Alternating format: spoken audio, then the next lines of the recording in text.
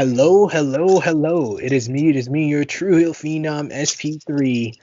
Get in our DeLorean, pump up the flux capacitor for episode 29 of True Rewind. This is where me and my good brothers, my Monday Night Warriors, we get in our DeLorean, we go back in time to the beginning of the Monday Night Wars, and we review WCW Nitro and WWF Raw and tell you what was the better show for the week. But we make our pit stops on the big shows, the pay-per-views in between, and this time we are reviewing the WWF Royal Rumble 1996, the first major pay-per-view of WWF's year in 1996. I am back once again with the connoisseur of all reporting, Mr. Romeo Anthony Colon.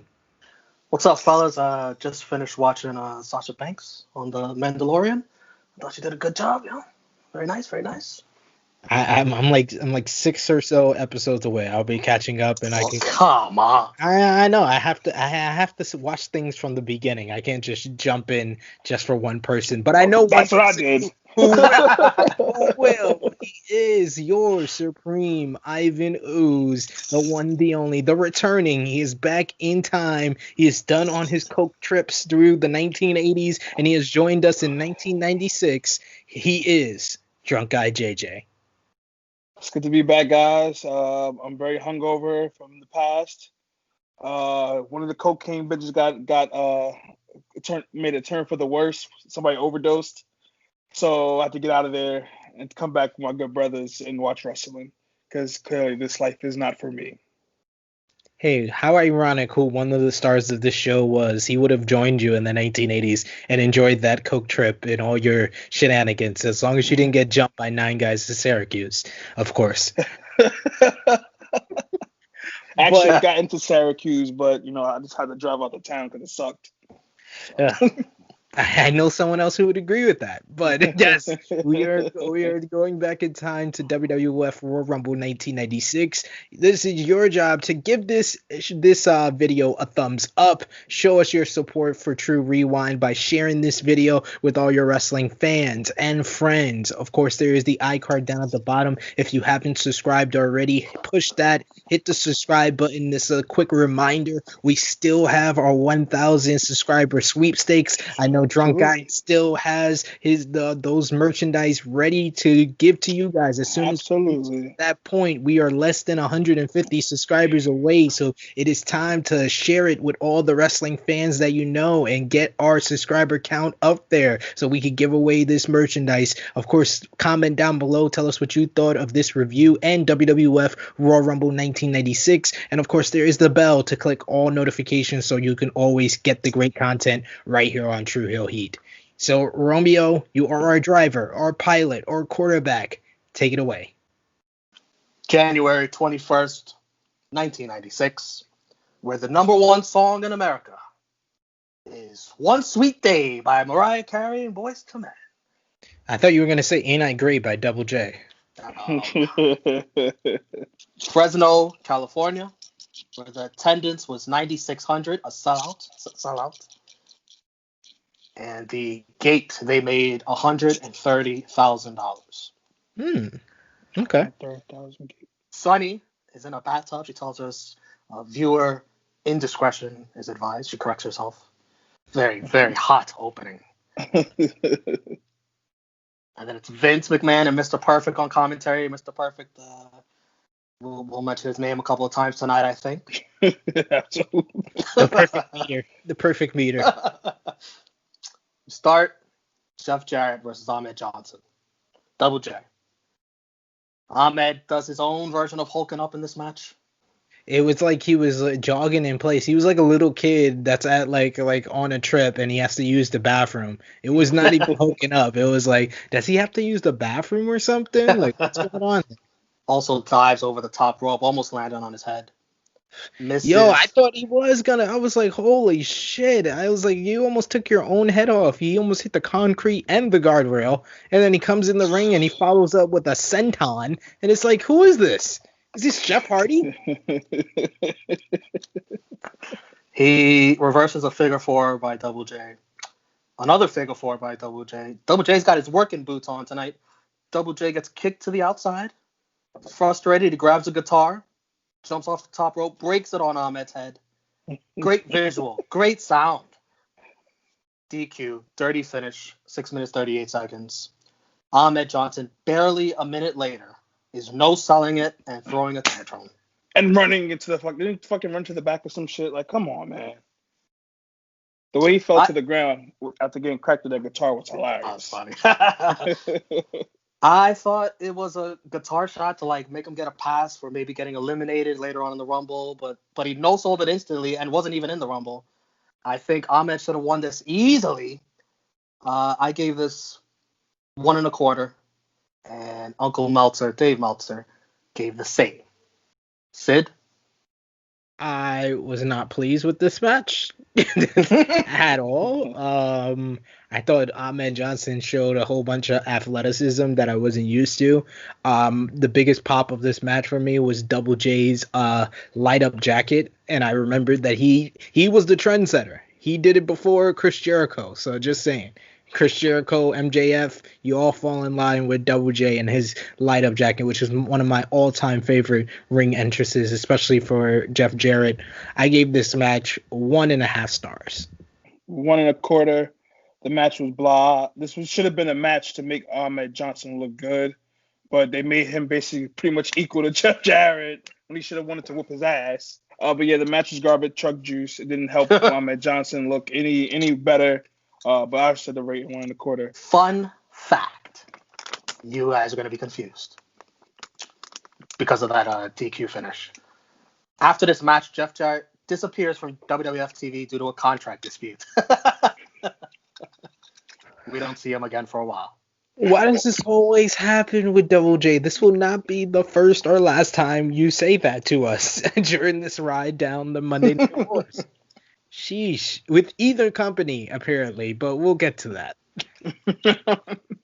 Top end goes with Diesel. Diesel, just cheesy cliches and jokes and analogies that... God, so corny. Yeah. I haven't seen somebody regress this quickly. From he was really bad when we first started this ride down the Monday Night Wars. Then he had his, I guess it was a quasi heel turn at Survivor Series because he's still been kind of riding the tweener fence. Then he had that really great promo the Monday after Survivor Series, and now over the last 2 weeks he's regressed again to this Diesel promo voice and these corny cliches. And Vince ends up loving it. He's like, oh, he's something else. Shocker. That won't be the only bad Diesel promo tonight. Stay tuned. Dun, dun, dun, dun. The Body Donna, Skip and Zip. Zip, a.k.a. Tom Pritchard, with Sonny versus Smoking Guns for the tag team titles. The cameraman is kind enough to get us upskirt shots of Sonny in this great match. Great production. Even Mr. Perfect acknowledges it on commentary. Sonny gets knocked off the apron onto the floor, where we get a third shot upskirt. This is the story of the match. I'm just reporting the news. Billy goes to check on her like a sucker and gets attacked. Sonny's faking an injury. But Guns with a sidewinder. Sonny distracts the ref. Skip dives onto Bart Gunn for a good near fall. Bart wins with the small package after Billy spears Zip.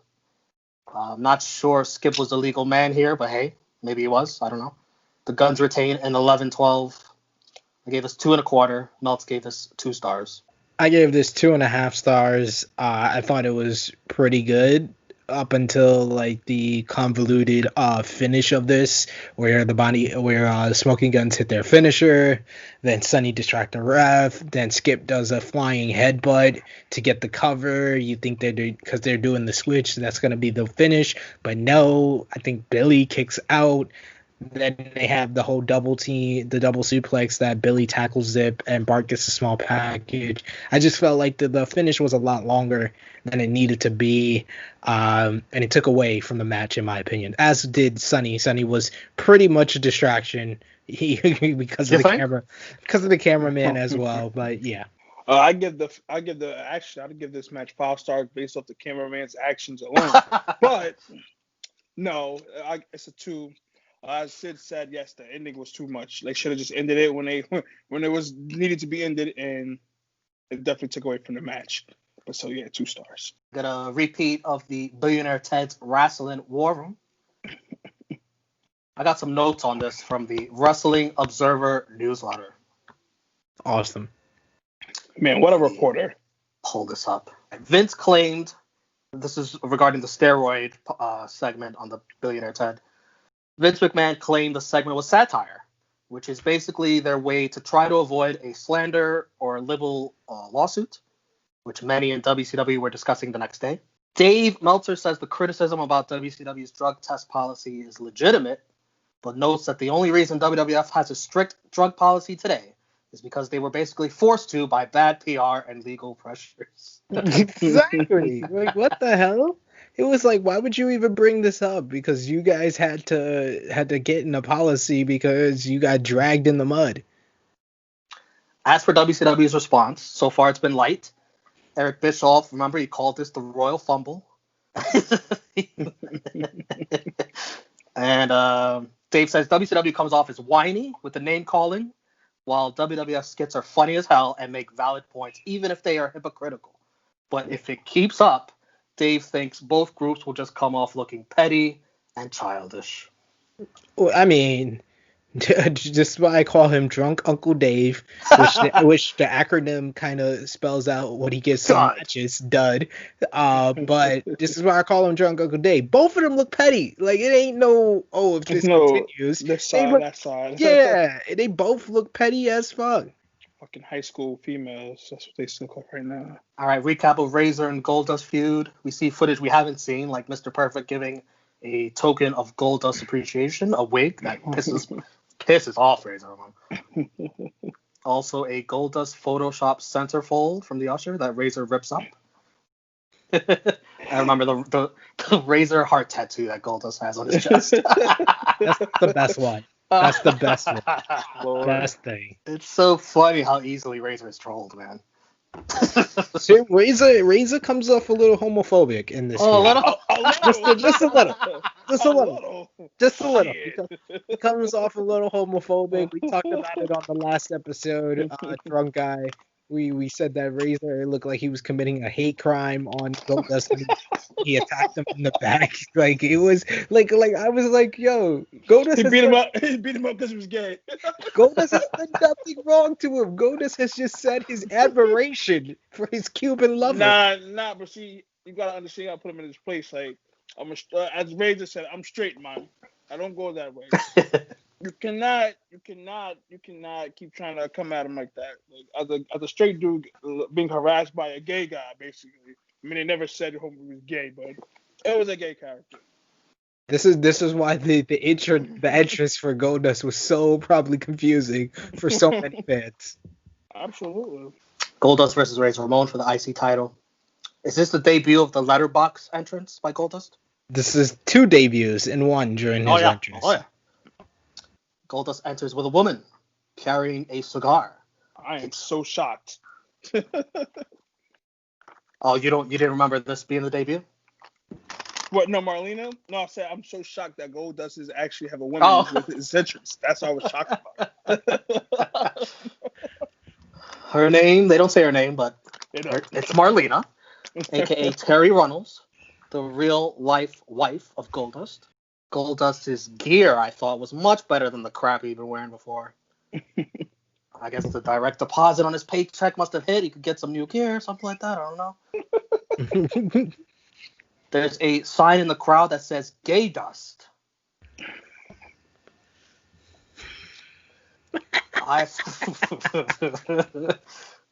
Goldust is doing all kinds of flamboyant gyrations. Don't mean to cut you off, Romeo. So I'm assuming, since as a Gay Dust sign, that he would have to be rainbow, like rainbow sprinkles instead of gold sprinkles. What are you talking about?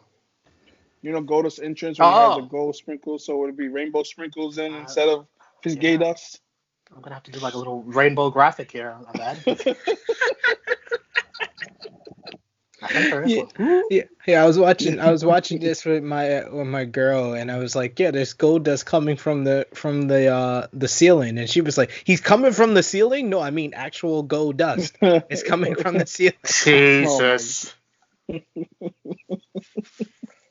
Goodness gracious.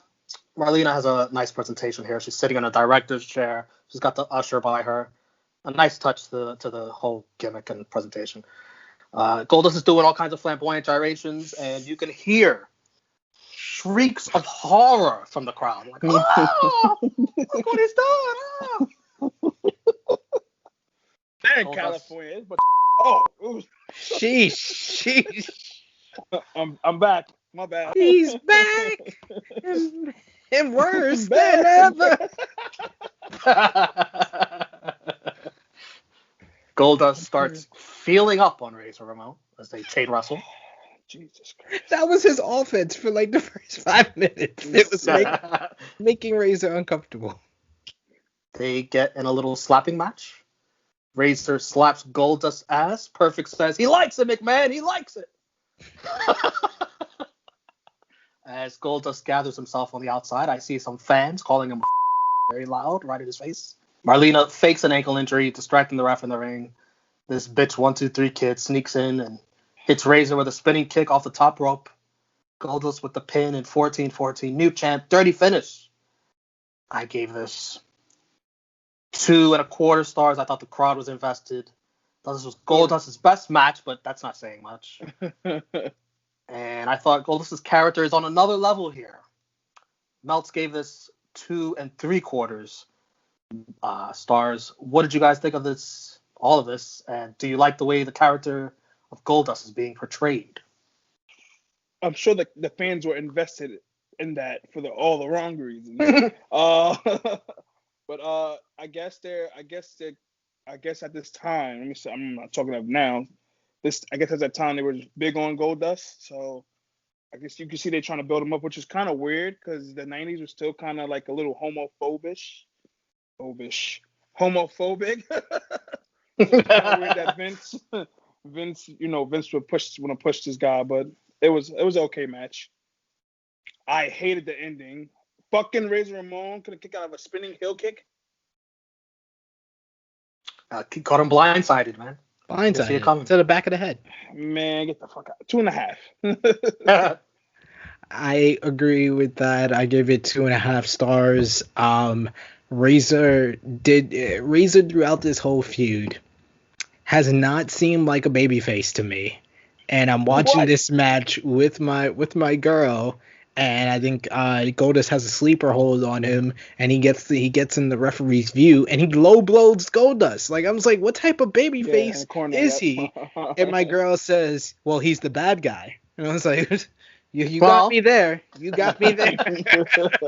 You got me there. So I guess that was the moral of this whole story, is that even though Razor Ramon should be the babyface, he is the bad guy. He is a macho man. He's oozing machismo. And all Goldust was to do is ooze it together. Oh. But I have to say that again. Yes, Jesus, I did. Yes, I did. But I think that Goldust getting the title here was a good decision because he was over as a heel. Dr. Jeffrey Unger switches up his tune all of a sudden, says Shawn Michaels is good to go. Yeah. I'm a fucking terrible doctor. He's like the doctors now with the coronavirus. See, man, what the fuck to do. He sounds like Doc Samson at All Out. He is, however, a little concerned that Shawn Michaels is facing 29 other guys right off the bat. Yeah, and that is weird, Hey, get back in there. Oh, it's 29 other guys. So. It was bad the last time where he was in a 5-on-5, just coming back from injury, and now he's against 29 other guys. What the hell? Then we get some Royal Rumble short promos, which I think are great. This should be mandatory every year. Yes. Owen says he's going to win and end HBK's career. Jake the Snake Roberts, making his return, says he might get a taste of someone. Oh, pause. I mean, after what we just saw, it's pretty tame. True.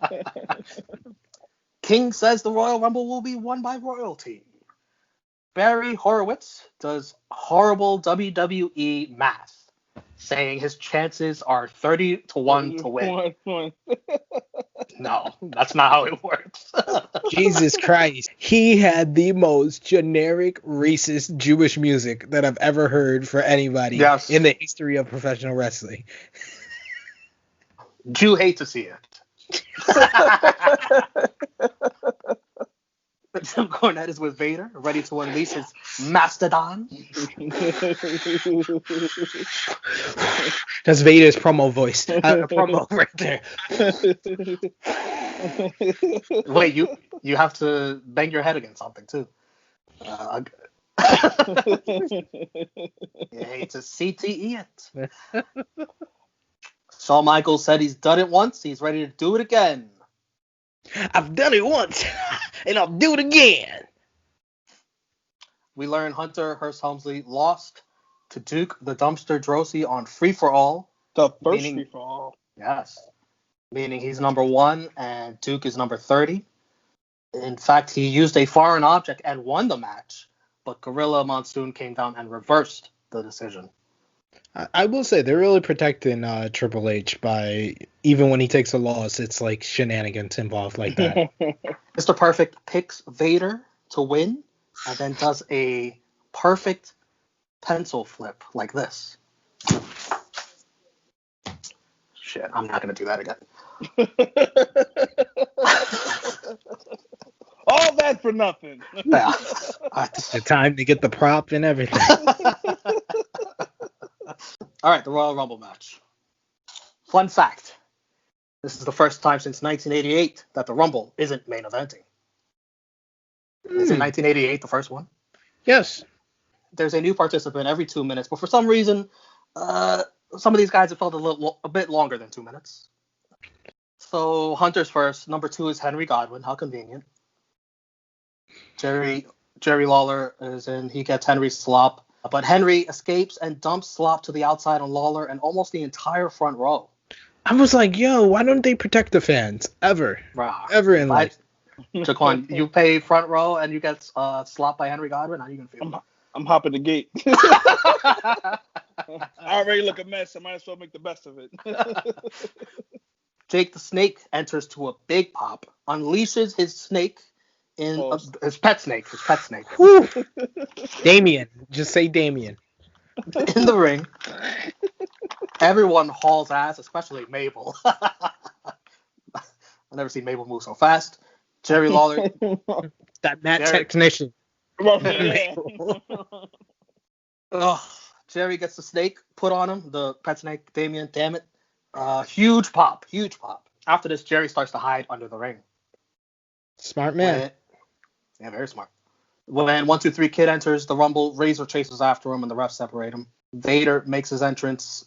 He eliminates one SWAT team member. His twin brother comes out right after and he starts fucking both of them up. Vader looked like a badass here. What a debut for the SWAT team. Oh my god, they looked awful. Looked god awful. You should mention that Bob Backlund was the first man eliminated by Yokozuna. Did you say SWAT team? Well, that's what it's called, right? It's actually SWAT team. I thought it was SWAT team too. Shit. I have in my notes swap team, so we all had a swap? different. Look at us. We don't even know their fucking name. Wait, so they squat? Them big motherfuckers. I'm good. Bad name. Shawn Michaels enters. Big pop. Eliminates both Vader and Yokozuna. At the same time, the crowd goes crazy. Shawn also tosses that punk kid. Vader not happy about his elimination. He tosses Shawn Michaels out. And everyone else. Yeah, and in some years, this would be a legal elimination. But not this year, not 1996. No. Vader went in and eliminated everybody. If for someone who got eliminated, like with a lot of time left in the Rumble, they made Vader look good. He even attacked. We had a lot of face off between Vader and Yokozuna in this match. After they both got eliminated, he laid out Yokozuna after Jim Cornette distracted him. So we see a little bit of what's to come for Vader in this match. Gorilla Monsoon has to come out and get Vader kicked out of there. Shawn Michaels pulls King out from under the ring and uppercuts him out, eliminating him. Owen Hart with the enziguri on Shawn has everyone in the building nervous. I remember watching as a kid. I was nervous. I was like, oh no, Not no. again. Not again. Tell Not me like- a lie. Commentary totally missed that Diesel helped HBK eliminate Owen Hart. Yes, as Owen Hart is trying to eliminate Shawn. Shawn and Marty Jannetty go at it. Rocker reunion. Yes. Fatu eliminates the ringmaster. Commentary misses that too. They definitely did. Like, where's the ringmaster? Bulldog number 29 and goes after Shawn. Right, he does not want a repeat of 1995. He's gunning for Shawn Michaels. Duke the Dumpster Drosy is number 30. Vince says, "Imagine that, a garbage man main eventing WrestleMania." I'd rather not, Vince. And he gets eliminated very quickly. Don't hold your breath. The final four are Kama, Diesel, Bulldog, and Shawn. Shawn slides under Bulldog's legs and clotheslines him over the top for a huge pop. Kama tries to eliminate Shawn, but Shawn does that thing where he holds onto the ropes. Very athletic, very nice. Diesel eliminates Kama on the other side of the ring, and Shawn right away as Diesel turns around. Super kick. Diesel goes over the top. 58 minutes, 50 seconds. Crowd goes wild. 2 years in a row. Shawn is the second man to do that after Hulk Hogan. Shawn Michaels eliminates 8 superstars. I gave this match 2 3/4 stars. I mean, it's not the greatest Rumble, but it had its, moments of entertainment, I guess. Mm-hmm. And Meltz gave this 2.5. 2 1/4, like you said. It had its moments. It also had a lot of its dragon moments. But when the crowd was hot, especially during those times, like the star they try to point out with Vader, of course, making him look strong, having Shawn come out, go crazy. Diesel. It was an okay Royal Rumble match. Definitely not the best, but it had its entertaining moments. What did you give it? Because I gave it 2 3/4, and you said 2 1/4. No, 2 3/4. Okay. I agree with you guys. I gave it 2 3/4 stars. I remember this Rumble being a lot better than what I saw when I rewatched it, and I think that all came down to Shawn Michaels winning. I was a big Shawn Michaels fan at the time, so him winning made this one of my favorite Rumbles. But on rewatch, it wasn't as good as later Royal Rumbles, but it did have a lot of the stuff that we got used to in the Rumble match. You had the Iron Man in Triple H. You had certain feuds set up or continued in the Rumble, like Owen and Shawn, like Vader and Yokozuna was set up here, as well as Vader and Shawn Michaels, which would be paid off later down the line. The one part that I think that now that the commentary didn't really point out that much, but was one of the key stories, especially with the ending of this match, was Diesel throughout the Rumble. Even though when he initially came in, him and Shawn traded strikes throughout this Rumble, he kept helping Shawn Michaels. Like anytime Shawn was about to be eliminated, he would hit the person that was trying to eliminate him. He helped Shawn eliminate Owen Hart, and that was one of the key stories to me with that finish, because Diesel took out Kama because he thought Kama took out Shawn, and then he just turns around and Shawn blasts him with Sweet Chin Music, which made the post match where Diesel looked like he was about to attack Shawn a little bit better, because you was like, man, like Diesel would be right if he did attack Shawn, because he's been helping him out for the last 30 minutes and Shawn just blasts him without him even having a chance. Like, we didn't even have a showdown between the final 2 participants. Shawn was like, nah, I ain't facing off with this big motherfucker. I'm gonna hit him with Sweet Chin Music while he's not expecting it.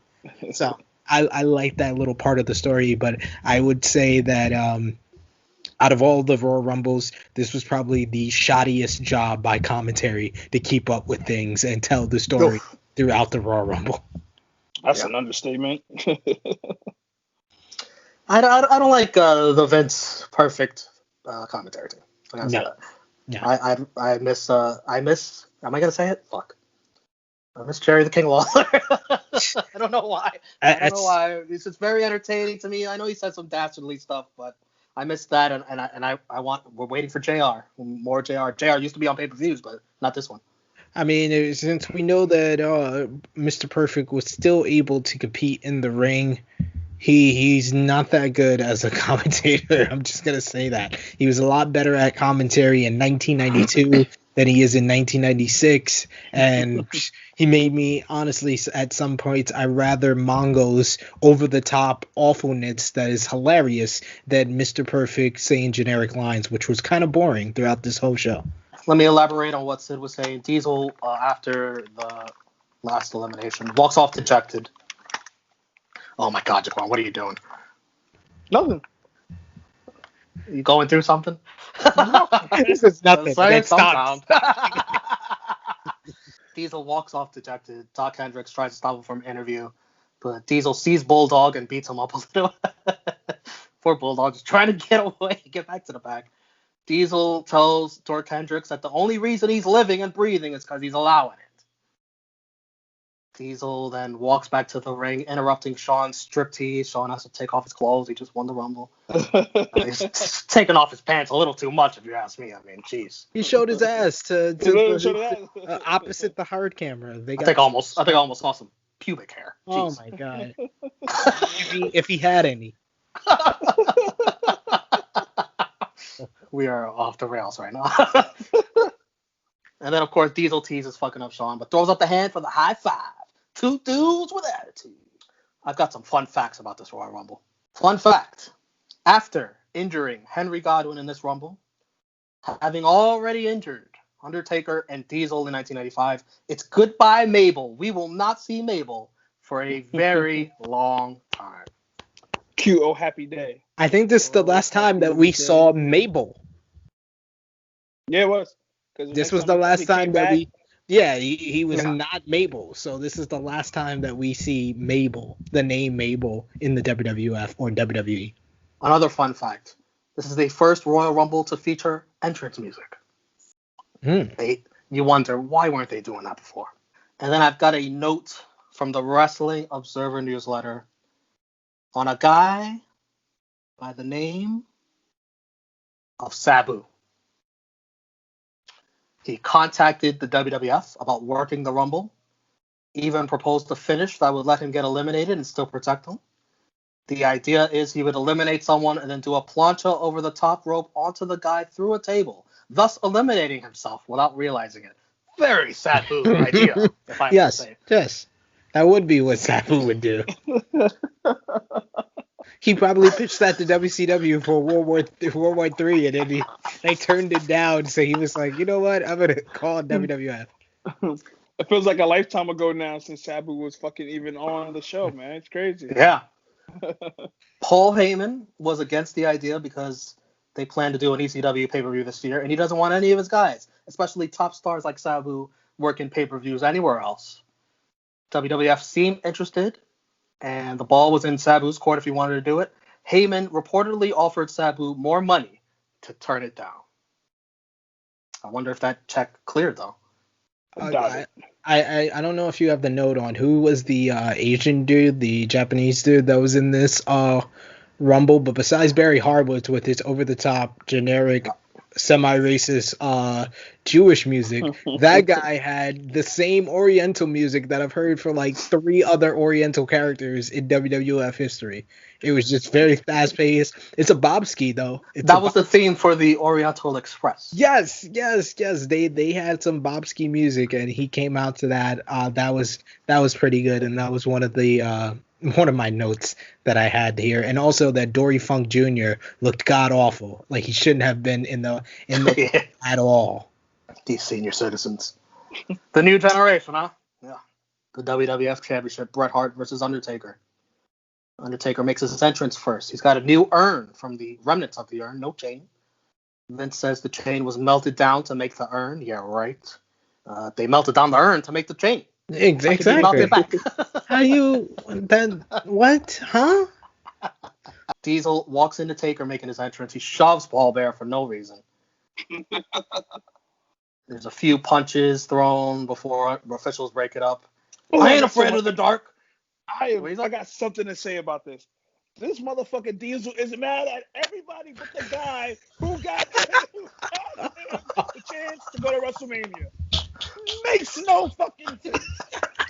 No fucking sense. It's ridiculous. You should beat Shawn's ass. You're mad at everybody else. What the fuck? Continue, Romeo. Jesus. Yo, that shit was funny. That's so true, though. Paul Bear here, and anytime you see Paul Bear, he's just so good with his facial expressions. Like, I don't know if you guys saw it, but they got a documentary on the network now celebrating the Undertaker, the Mortician on Paul Bear. Such a good doc. Such a good doc. It makes you appreciate Paul Bear so much, just telling his whole story and how he really brought the Undertaker character to life. Absolutely. Pun intended.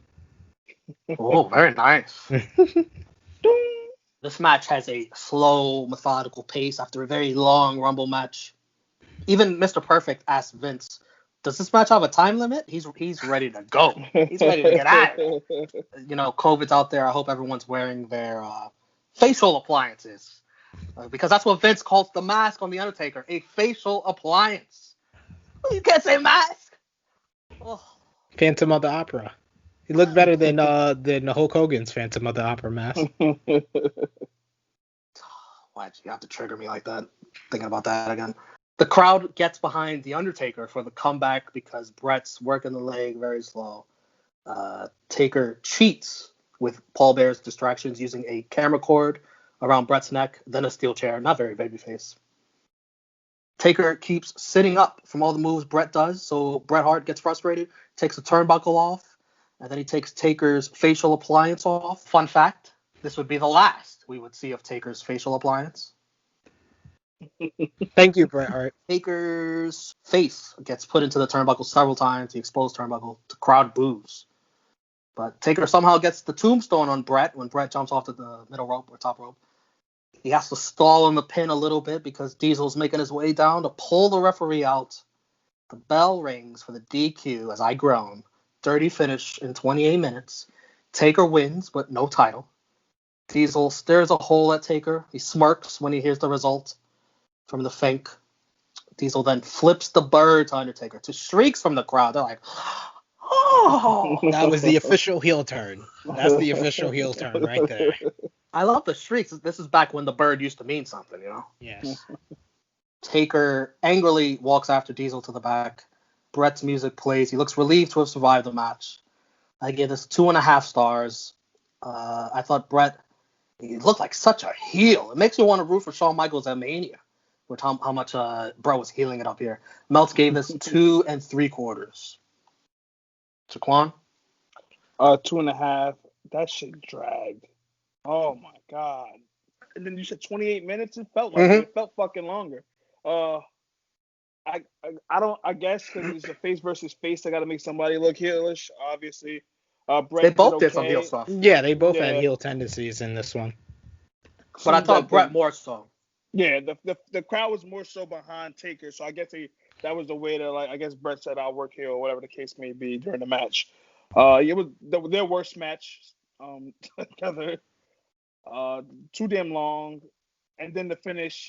You don't fucking have that type of finish at a big pay-per-view like this for Royal Rumble. If y'all was gonna have that, you should have had Royal Rumble just main event. But I guess I had to tie into the main event. I mean, the feud brewing between Taker and Diesel. But yeah, shitty way to end the show. Not that good of a match. I'm going 2.5 as well. And I think in Bret's book, I don't think he was happy about the booking of this either. About how he was they made him just look weak. I don't think he was happy about it. Yeah, this was on the level of the Diesel British Bulldog finish, but this was a much better match than that match, though, which ain't saying much. I agree with Uncle Dave on this one. I gave this 2 3/4 stars, even though this was a slow, very methodical match and below the expectations that we probably had going into this match. I would say that it was one of the better matches of the night, which also is not saying that much. But I think this was well worked because up until probably like the last 5 to 10 minutes or so, they both played heel. So if you were rooting for Bret, you could still continue rooting for Bret. If you were rooting for Taker, you can continue rooting for Taker. They didn't try to make you choose a side, but like you said, yeah, the fans were more on Taker's favor than Bret, and that's kind of a prelude for Bret to play more of the heel at WrestleMania. So it plays into everything, but the finish really let it down. It was on its way to being a 3-star match in my opinion, but that finish just was like blah, blah, blah, blah, blah, blah. Then it's time for Royal Rumble Plus. Yes. It's Todd Pettengill with Gorilla Monsoon. He books Bret versus Diesel at In Your House February. Does this end up getting a tagline, this In Your House? I don't know. Rage in the Cage. Rage in the Cage, yeah. Oh, great. Diesel. Oh, shit, we ruined it. Yeah. Diesel is awarded for being the previous champ, not punished for ruining the main event of the Rumble. We're always here. I always shout out Uncle Gino for, the great work that he does as WWF president. But my God, he could have explained why Diesel was the number one contender and then still addressed the fact that he interfered in the main event and ruined it instead of just granting him a title shot. Yeah, that looked bad. Dork Hendricks is with Shawn Michaels. Shawn's still ecstatic. He talks about how dinosaurs ran rampant. That's how the clique is going to run. He doesn't care if it's Diesel or Bret. He's going to be the man in 96 and win at WrestleMania.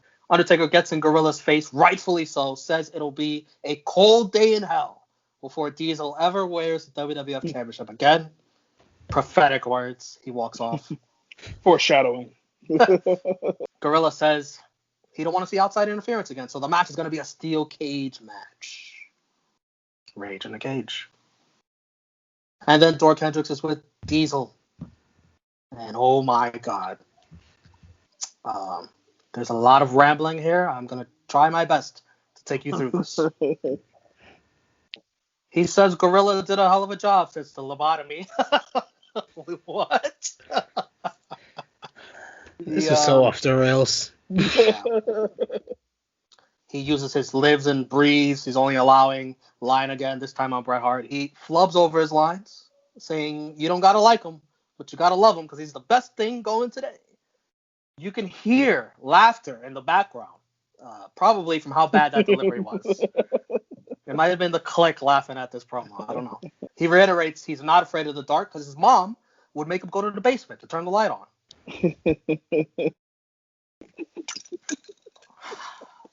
So much more rambling, including Jesus. How you wouldn't want anyone by your side when your car breaks down except Big Daddy Cool. What's that got to do with anything? He calls the WWF the Diesel Wrestling Federation now.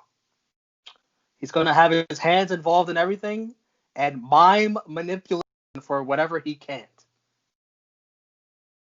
Some production assistant apparently gives Diesel the cue to wrap this shit up, and it pisses him off. I'll get done when I say I'm done. Now I'm done. One of the worst promos I've ever seen in the Monday Night War. And we've seen all the Hulk Hogan promos. This was bad. Sheesh. And then Jim Cornette is tight. Vader's tearing up the locker room. Was that promo not one of the worst things you've ever heard? That was god-awful. That was god-awful. Yeah, usually when the promo is that bad, I try to write it down, but that was that bad that I just wanted to get through it. I didn't want to replay it and try to write down what he was saying. It was really bad. He was ribbing somebody. Like I feel like him and the clique just had a little backstage joke. Let me just go say the stupidest shit on camera. Hey, watch, guys! I'm about to do a Hulk Hogan promo. Watch. If he did that, if that's what he did, then I'll cut him some slack. Okay. 3 dirty finishes, only 5 matches. Sheesh. And 1 middle finger. I should start counting those. You should. It was weird for me to see Ringmaster always put up the number 1. That was weird. Match of the night, I'm going to say, for me personally, the Royal Rumble. I didn't really enjoy all the other matches. I just thought this one probably entertained me the most. I'm gonna have to agree and say the Royal Rumble was the match of the night because of the finish and Shawn Michaels winning. That made me the happiness. But Triple H had a very strong performance as well. Same thing for me, Royal Rumble. I enjoyed that match the most out of all of them. And Heartbreak Kid won, so even though he was eliminated, but yeah. MVP, I'm going to say Shawn Michaels for sure.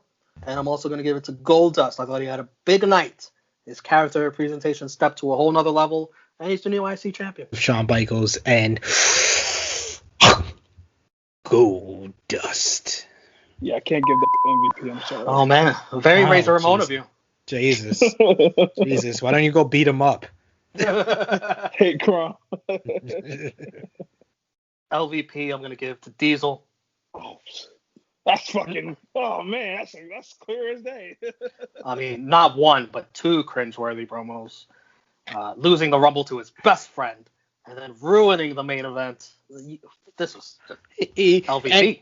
And he really, to me, he really didn't get it until that final promo, because I had Sonny and the Body Donnas like penciled in as my LVPs because they cheated and they still didn't get the job done. But Diesel, with that final promo, he just speeded ahead. He just speeded ahead, and he was like, "No, I got this LVP. There's no co-LVP. I am the LVP." He Thumbs out. My LVP before that promo that fucking ended that Royal Rumble match to the main event. And 3, 2, 1, we're going to count it down, and it'll be thumbs up or thumbs down for the Rumble 96. 3, 2, 1. Unanimous thumbs downs. We're going to give it a rating on a scale of 0 to 10. I'm going to say a 3.0. I thought this was bad, like much worse than I remember it being. Shawn Michaels winning was great for me as a kid. Like, oh, man, what a pay-per-view. But as a grown adult watching it back, this was bad. But I want to say on a positive note, you are starting to see signs of the Attitude Era. You're seeing this Goldust character just getting more and more on the edge. Diesel with the middle finger. Bret and Taker doing heel shit. You're starting to see glimpses of what's to come. Who wants to go next? Yeah, I mean, like there was certain points in even the Rumble match where I looked in the ring and I was like, oh, there's nothing but Hall of Famers in the ring. I think at one point it was like Triple H, Stone Cold, Shawn Michaels, Kevin Nash. I'm all calling them by their future monikers, not their monikers at the time when they're in this Rumble match. But you had Godfather, Kane. So there was a bunch of guys. Let me interrupt you for a second. I think everyone that Shawn Michaels eliminated is either a Hall of Famer or a future Hall of Famer. Yeah. X-Pac. There was a whole bunch of very talented individuals in that Rumble match. And then there was a sprinkle of a couple of bums.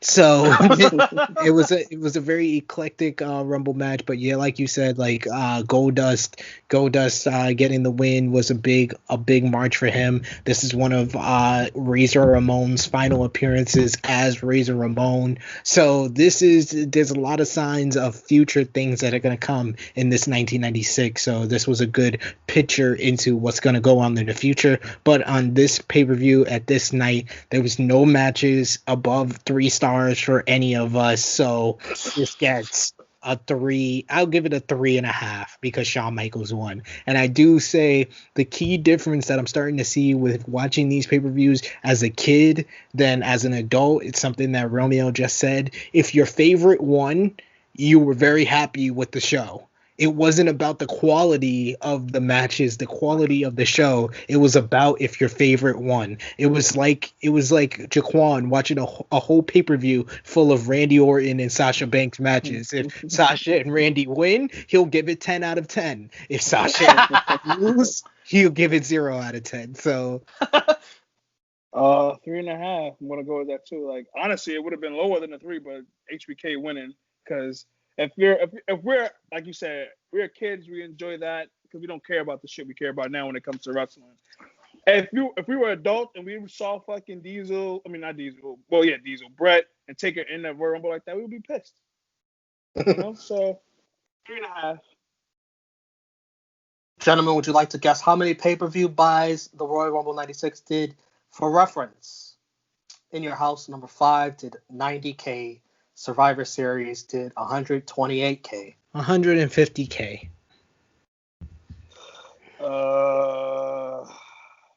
Are you Googling the answer right now? Okay, I'm making sure. He was looking down. I was like, is he cheating? He was. No, I got my AirPod case. 100 I'll go 120,000. Sid is closer, but he's off by a lot. This is the highest in the Monday Night War to date. Whoa. 250K buys. Damn. What a fucking jump. The Royal Rumble is a draw. The Royal Rumble is a draw. And that'll do it for Rumble 96. So post your comments down below. Tell us what you thought of WWF Royal Rumble 1996, whether you've watched it in the past and you want to give your opinion on what your memories of that show was, or if you're like us and you're going back in time, you're watching these shows along with us. Tell us what your view is now, and tell us what your view was in the past as well. We want to see the differences, and if you guys match us, of course you can give this video a thumbs up, show your support for the True Rewind series. Of course, share this video with all your wrestling fans and friends, and push the iCard down at the bottom to subscribe, the bell below that. Click all for all notifications for all the great content right here on True Heel Heat. Next episode, we turn the big 3-0, episode 30, with the post Monday Night Raw, post Royal Rumble 1996, as well as the go home show for Clash of the Champions for Monday Nitro. So, for the Supreme Ivan Ooze himself, Drunk Guy JJ, tell them where they can see you, brother. Instagram, hacksaw_J_DUGGAN. Twitter, I keep forgetting my Twitter, Drunken Master JJ. Gotta get used to it. Of course, you can follow the gang. You already know everywhere. OnlyFans, Pornhub, X videos. What else I got? TikTok. Twitch. TikTok out here. MySpace. All of that. Twitch. We everywhere, man. Gangs everywhere. And of course on YouTube, that's what we do. That's why we're here.